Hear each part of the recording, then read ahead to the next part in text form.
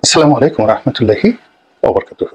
সম্মানিত দর্শক, অতি সম্প্রতি ভারতের প্রধানমন্ত্রী মিস্টার নরেন্দ্র মোদী তিনি আমেরিকা সফর করেছেন এবং একই সঙ্গে তিনি ফ্রান্সও সফর করেছেন। দুটো সফরের বহুমুখী তাৎপর্যতা রয়েছে। প্রথম তাৎপর্যতা হলো তিনি ফ্রান্সে গিয়েছেন, ফ্রান্সের সঙ্গে সাম্প্রতিক সময়ে ভারতের ব্যবসা বাণিজ্য যেভাবে বৃদ্ধি পেয়েছে, একইভাবে যিনি এখন ফ্রান্সের প্রেসিডেন্ট রয়েছেন ইমানুয়েল ম্যাক্রো, তিনি মিস্টার নরেন্দ্র মোদীর অত্যন্ত ঘনিষ্ঠ বন্ধু এবং তাকে ফ্রান্সের যে প্রেসিডেন্টের বাসভবন এলিসি প্রাসাদ, সেখানে নরেন্দ্র মোদীকে যে ঐতিহাসিক সংবর্ধনা দিয়েছে, সেই সংবর্ধনার ইতিহাস নিকট অতীতে নেই। প্রাসাদে নিয়ে নিমন্ত্রণ করে ইন্ডিভিজুয়ালি এককভাবে যে সম্মান ফ্রান্সের মতো একটি শক্তিশালী রাষ্ট্র নরেন্দ্র মোদীকে দিলেন, এটি নিকট অতীতে আমি অন্তত দেখিনি 20-25 বছরে।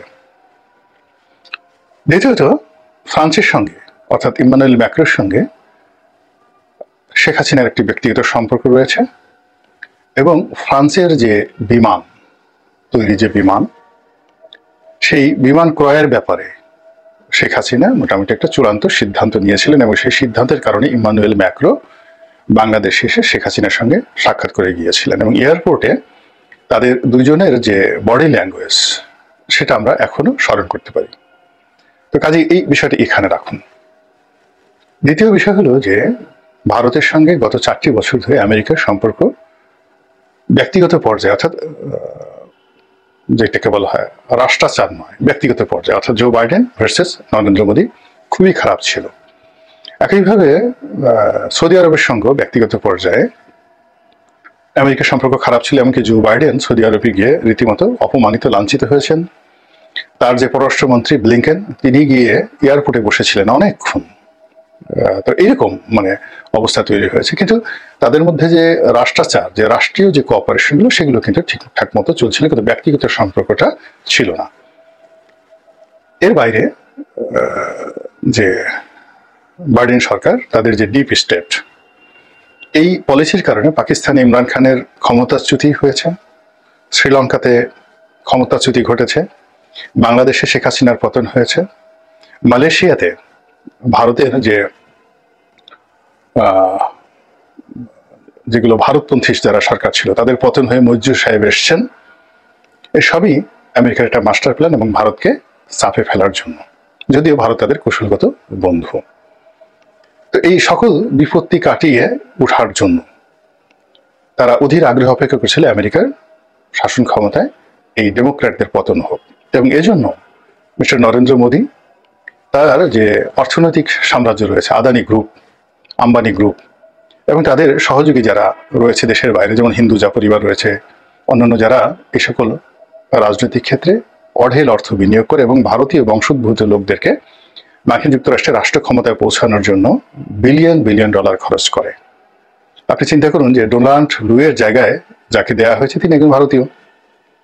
তুলসী গ্যাবার্ডের কথা আপনারা সবাই জানেন। তো এর পিছনে ভারতের একটা দীর্ঘমেয়াদী পরিকল্পনা থাকে এবং সেই কাজ করে কিন্তু তারা সফল হয়েছে। এবং সফল হওয়ার পরে মিস্টার ডোনাল্ড ট্রাম্প, যিনি আওয়ামী লীগের প্রতি সহানুভূতিশীল, শেখ হাসিনার সাথে ব্যক্তিগত সম্পর্ক এবং নরেন্দ্র মোদীর সাথে, পুতিনের সাথে একেবারে ওহি নকুলের যে উল্টো, আম দুধের মতো সম্পর্ক, তো সেই বন্ধুর সঙ্গে তিনি সাক্ষাৎ করতে গেছেন এবং সেখানে নজিরবিহীন তাকে সংবর্ধনা দেওয়া হয়েছে। এবং সেই সংবর্ধনার একটা video footage mister Donald Trump তার নিজস্ব যে ফেসবুক পেজ এবং টুইটার, সেখানে তিনি নিজে শেয়ার করেছেন। তো বোঝার চেষ্টা করুন এটা কতটা গুরুত্বপূর্ণ।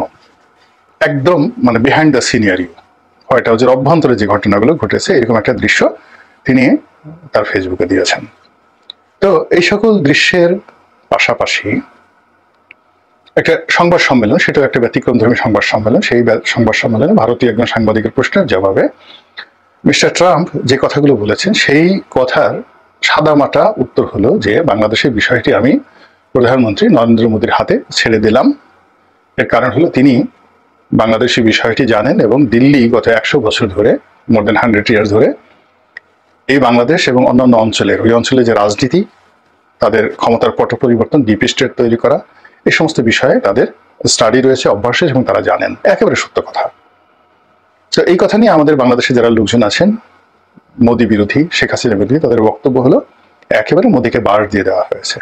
গাদায় গিয়েছিলেন যেভাবে বড় আশা করি, বড় গলা নিয়ে, যেখানে সরাসরি তিনি একেবারে শেখ হাসিনার মতো স্পষ্ট ভাষায় বলবেন যে আমি এটা করবো, ওটা করবো, হ্যাং করবো, ত্যাং করবো, কিন্তু বাস্তবে তিনি একেবারে মোদীর গালে থাপ্পড় মেরে দিলেন। তো এই আমরা বলছি। আবার অন্যদিকে আওয়ামী লীগের যারা লোকজন আছে তাদের মধ্যে রীতিমতো উল্লাস তৈরি হয়েছে।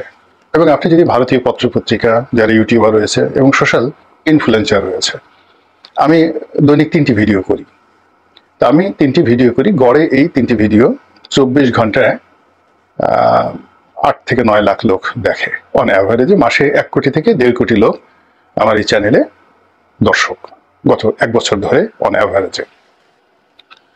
কিন্তু যেখানে মাসে আমার 1 কোটি থেকে 1.5 কোটি, ভারতের এরকম অনেক জনপ্রিয় ইউটিউবার রয়েছেন যাদের এক একটা ভিডিওতে 1 মিলিয়ন ভিউ হয়। তো তারা যখন কোন একটা কন্টেন্ট তৈরি করেন, সেটা গ্লোবালি ইংরেজিতে অনুদিত হয়, বিভিন্ন ভাষায় যায় এবং বিশ্বের ক্ষমতার যে সকল কেন্দ্র রয়েছে সেখানে অটোমেটিক চলে যায়। তো সেই সকল জায়গাতে রীতিমতো খুশির বন্যা বয়ে যাচ্ছে।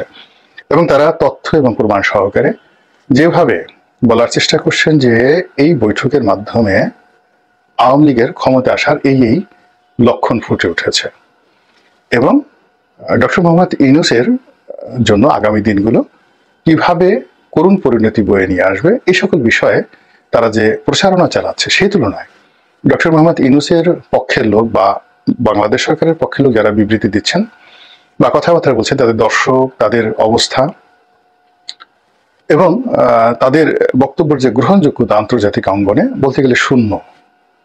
এখন আমার বক্তব্য কয়জন শুনেন আমি বলতে পারবো না, বা এই বক্তব্যের যে কোয়ালিটিটা, এটা ট্রেন্ডিং হয় ইউটিউবের মাধ্যমে, সেটা ইউটিউব কিভাবে এটাকে ট্রেন্ড করছে এটা ইউটিউব বলতে পারবে। কিন্তু ধরুন বাংলাদেশের অনেক ইউটিউবার রয়েছে, যখন আমার চেয়ে 100 গুণ তাদের যাকে বলা হয় ভিউ হয়। আমি একটা কন্টেন্ট যদি 1 লাখ হয়, তাদের হয়ে যায় 10 লাখ। আমি যদি মাসে 3টা ভিডিও, দৈনিক 3টা ভিডিও করি, তারা ওইভাবে 3টা ভিডিও করলে তাদের 30 লাখ হয়ে যায়। তো কিন্তু ইউটিউব ট্রেন্ডিং এ দেখা গেল যে তাদের যে কন্টেন্ট, সেই কন্টেন্টের যে ভ্যালু, এটি যাকে বলা হয় আমার চাইতে 100 গুণ নিম্ন পর্যায়ের। অনেকে বিজ্ঞাপনই দেয় না। এবং এই ট্রেন্ডিং এর ফলে কি হচ্ছে, যে সকল কৌশলগত জায়গাতে এই অটোমেটিক্যালি স্বয়ংক্রিয়ভাবে ইউটিউবের ভিডিওগুলো সিদ্ধান্ত গ্রহণ করার ক্ষেত্রে জাতিসংঘ থেকে শুরু করে বিশ্বের সকল জায়গাতে, সেই সকল জায়গাতে যেভাবে চলে যায় অটোমেটিক স্বয়ংক্রিয়ভাবে, সেইভাবে ওই যে যাদের প্রচুর ভিউ হয় তাদের কন্টেন্টগুলো কিন্তু যায় না। অনেক ধর্মপ্রচারক আছেন যারা একটা স্ট্যাটাস দিলে মুহূর্তের মধ্যে 4 লাখ 5 লাখ লাইক হয়ে যায় 1 ঘন্টা 1.5 ঘন্টাতে, কিন্তু ফেসবুকের ট্রেন্ডিং এ তারা ওই গুরুত্বপূর্ণ জায়গাতে পড়ে না। আবার দেখা গেল যে একজন গুরুত্বপূর্ণ ব্যক্তি যিনি একটা ফেসবুকে স্ট্যাটাস দিলে সেই সারাদিন বসে 100টা লাইক আসে, কিন্তু সেই লাইকটি ট্রেন্ডিং এর কারণে, ইউটিউবের ট্রেন্ডিং এর কারণে, ফেসবুকের ট্রেন্ডিং এর কারণে মুহূর্তের মধ্যে সেটা হোয়াইট হাউসে কিন্তু চলে যায়। আমি নিজে এখানে অবাক হয়ে গেলাম যে আমার যে দর্শক এবং আমার যে রেভিনিউ এখান থেকে আসে, তার বেশিরভাগ আসে ইসরায়েল থেকে। এখন আমি নিজে অবাক হয়ে যাই যে ইসরায়েলের লোকজন আমার কথা কিভাবে শুনে, কেন শুনে, তারা বাংলাদেশের ব্যাপারে এত ইন্টারেস্ট কেন? এর মূল ব্যাপার হলো যে ওখানে যে সার্চ ইঞ্জিনগুলো রয়েছে, যারা এগুলো রেকর্ড করে, পর্যালোচনা করে, সেখানে 24 আওয়ার মানে 24 ঘন্টা দেখা গেল বাংলাদেশের যাদের কন্টেন্টকে তারা কপি করে এবং সেগুলোকে নিয়ে তার বিচার বিশ্লেষণ করে, তাদের মধ্যে হয়তো আমার ভিডিও আছে না। আদারওয়াইজ এই যে আমার এই বক্তব্যগুলো তারা মানে ওখান থেকে আমার কেন রেভিনিউ আসবে, ইসরায়েল থেকে কেন রেভিনিউ আসবে, হাইয়েস্ট রেভিনিউ। তারপর দ্বিতীয় আমার রেভিনিউ আসে আমেরিকা থেকে রেভিনিউ আসে। আমেরিকার যারা লোকজন বাঙালি আছেন তারা দেখেন, তার সঙ্গে সঙ্গে আমেরিকার যারা বিভিন্ন লোক মানে কৌশলগত যে জায়গাগুলো আছে, তারা যদি না দেখতেন তাহলে সেখান থেকে আমার এই মানে হাই রেভিনিউটা আসতো না। তো এখন সেই দিক থেকে এই যে আওয়ামী লীগ যা কিছু করছে, উল্লাস প্রকাশ করছে, তারা সামাজিক মাধ্যমের যেখানে ট্রেন্ডিং হয় সেই জায়গাগুলোতে তারা হিট করতে পারছে। এবং হিট করার কারণে কি হচ্ছে, তাদের যে কোনো বক্তব্য, যে কোনো কথা, যা কিছু সেটা অতি দ্রুত তার পৌঁছে যাচ্ছে জায়গা মতো, এবং যাকে বলা হয় একটা রীতিমতো অস্থিরতা তৈরি করছে। শেখ হাসিনা টুস করে ঢুকে পড়বে বা অমুক হবে অমুক হবে, এটা নিয়ে এত হইচই কেন? আর হয় রাজ, আমাদের দেশে আমরা নিজেরা যে বিষয়গুলো নিয়ে হইচই করছি, আজকে এটা হচ্ছে, কালকে ওটা হচ্ছে, ভারত চলো, দিল্লি চলো, ইনকলাব জিন্দাবাদ, এগুলো কেন আন্তর্জাতিক অঙ্গনে, দেশের বাইরে এগুলো নিয়ে একটা টু শব্দ হয় না কেন? কেন এই জিনিসগুলো নিয়ে দিল্লিতে একটা টু শব্দ হয় না? তো এই বিষয়গুলো বুঝতে হবে। এবং সেই কারণে কি হচ্ছে, এই যে নরেন্দ্র মোদী এবং ডোনাল্ড ট্রাম্পের যে বৈঠক এবং সেখানে যে বক্তব্য, সেই বক্তব্যের অন্তর্নিহিত যে বিষয়গুলো, এই বক্তব্যের ইতিহাস, সামনের পিছনের ঘটনা এবং পারিপার্শ্বিক যে বিষয়, সেই বিষয়গুলো সরকারকে মূল্যায়ন করতে হবে। আমরা যারা কন্টেন্ট তৈরি করি আমাদেরকে মূল্যায়ন করতে হবে। তাহলে হয়তো দেখা যাচ্ছে যে আগামীতে আমেরিকা সংক্রান্ত, কূটনীতি সংক্রান্ত, তারপরে যে এখন যে এনজিও গ্রাম সরকার বলা হয়, এনজিও ব্যাক্ট সরকার বলা হয়, গ্রামীণ ব্যাংকের সরকার বলা হয়, তার সঙ্গে ডোনাল্ড ট্রাম্পের কি রাগ আছে, কি বিরোধ আছে? তিনি হঠাৎ করে কেন ইউএসএইডের মাধ্যমে বাংলাদেশে যে সকল সাহায্য আসছে, এর মধ্যে রোহিঙ্গাদের জন্য খাদ্য বাবদ যে টাকা আসে, এই টাকাটা ছাড়া সব সাহায্য বন্ধ করে দিয়েছেন।